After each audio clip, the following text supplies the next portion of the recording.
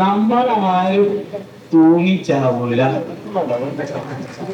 നമ്മള് ജീവിക്കും, ഈ മണ്ണിൽ ജീവിച്ച് കാണിക്കും. ഇതിവിടെ തീരും.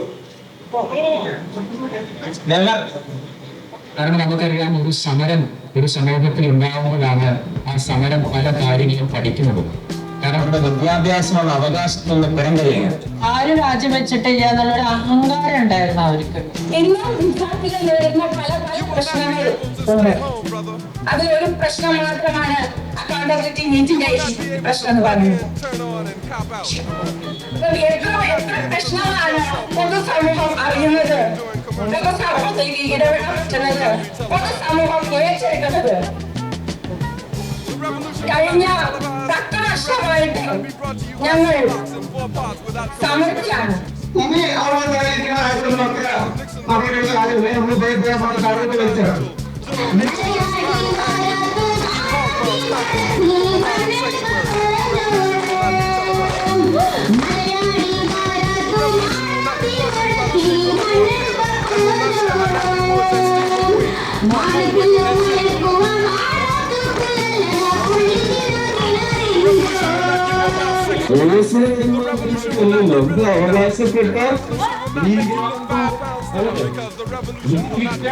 നമുക്ക് സമരം ചെയ്യാൻ വേണ്ടി ഇറങ്ങി നമ്മൾ ചെയ്യുക. ക്ലാസ് എത്തുന്നത് അല്ലെ, ക്ലാസ്സിൽ പോകാൻ പറ്റാതെ സമരത്തിൽ വന്ന് അതിന് ക്ലാസ്സിൽ കയറിയപ്പോൾ പിന്നെ പേജിൽ കഴിക്കുന്ന അവസ്ഥയിൽ നമുക്ക് അറിയാവുന്നതാണ്. ആവശ്യമൊന്നുമില്ലല്ലോ.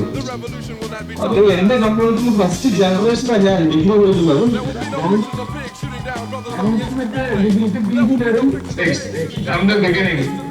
സോ കവിത ആണല്ലോ, കവിത പോലെ കേൾപ്പിച്ചരാം. നരികൾ പാടുന്ന യുവവനത്തിലും സമ്മതിദായകൻ കരങ്ങൾ അതിരും, പദവിപ്പെട്ടമായി കരകൾ വളയും, നീതി വാക്കുകൾ നിധാനം.